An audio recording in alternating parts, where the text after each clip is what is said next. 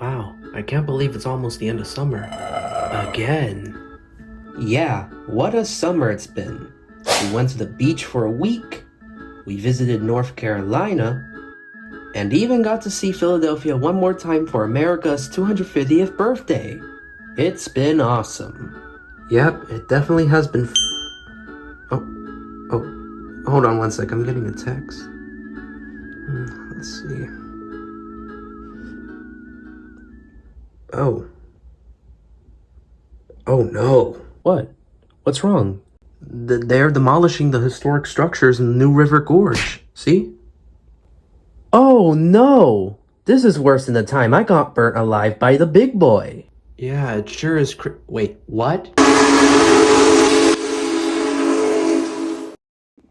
Hello everyone, my name is Edward and today I'll be reviewing my first experience ever seeing the legendary locomotive itself, Union Pacific 4884, number 4014, but more affectionately known as the Big Boy.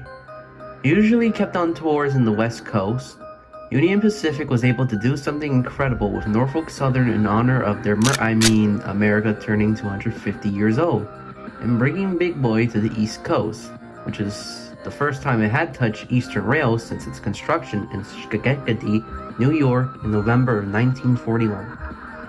With me being confined to the East Coast, I decided to convince my parents to take me one more time to Philadelphia to see it on July 4th.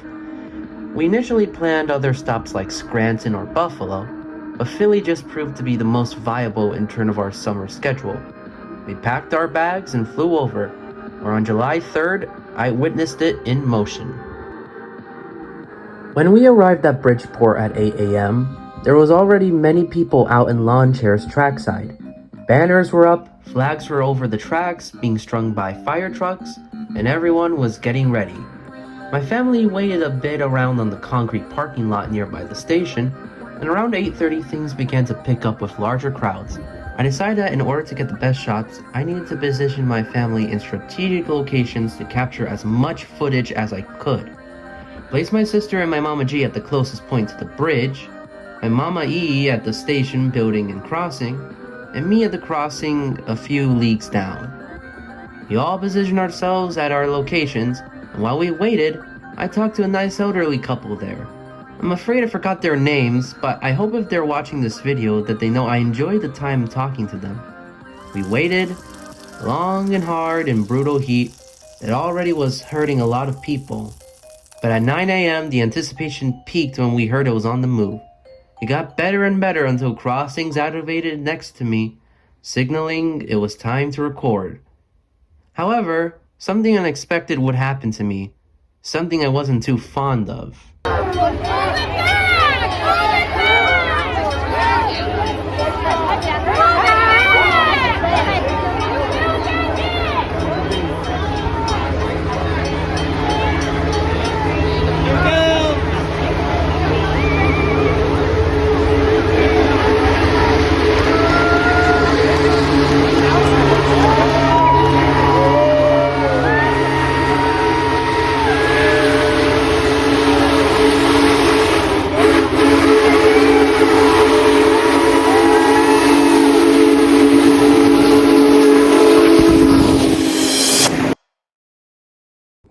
Now, to understand what happens next, let me explain something. All of Union Pacific's steam activities are done by this man, Ed Dickens. He has been in this program for years, being the one to kick it off with the restoration of 4014 and 2013. He has been through a lot of problems that kind of fell into his lap. Tree branches, slowed freight, but most notoriously, people standing too close to the tracks.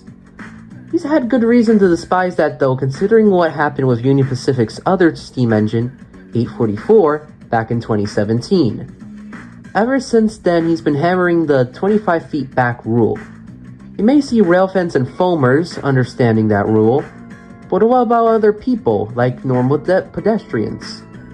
Well, Ed likes to do something that's a little bit controversial. You see, when a steam engine pulls water from a tender, it uses steam power to suck in that water. but also lets out a cloud of hot, sweltering steam to do so. You can see where I'm going with this. When he sees a crowd of people, he turns on the injector, and he actively sprays hot boiling water onto the trespassers in order to make them back off. When he was approaching Bridgeport and saw the absolute red sea of people on the tracks, he decided to live up to his last name and, doing a Steam Jesus sort of mood, started parting the sea of people by absolutely laying on the injector right after he passed my sister and my Mama G, who were, thankfully, okay. I probably would have turned out fine myself if I had not been on the side of the injector. So, you could probably guess what happened next. Omae wa no shinderu. Noni?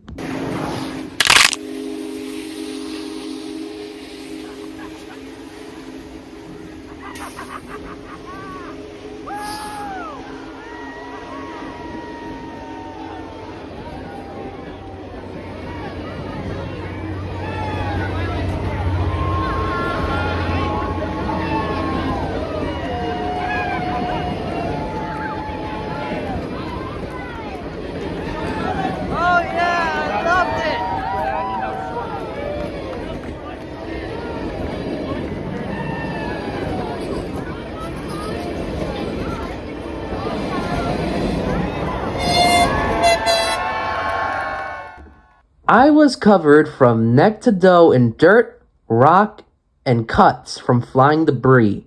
For the most part, I was okay besides my legs hurting and bleeding, but some had it way worse. Little kids were all bruised, dogs had soot in their fur, and everyone who had been close was dirty and hurt.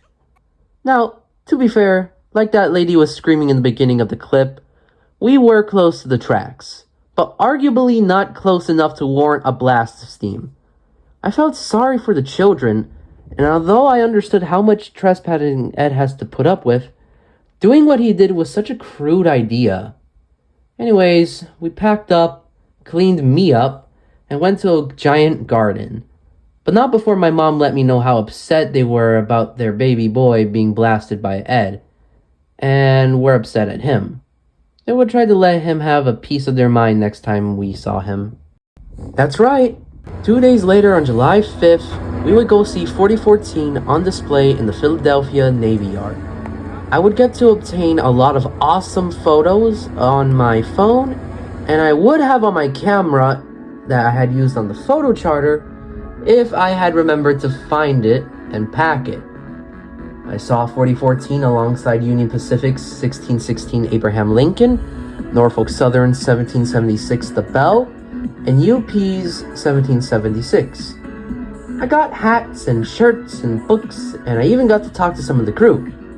My parents wanted to go rip Ed a new one, but he was so crowded by news reporters that he had no public appearances besides when he went to the cab to blow the whistle.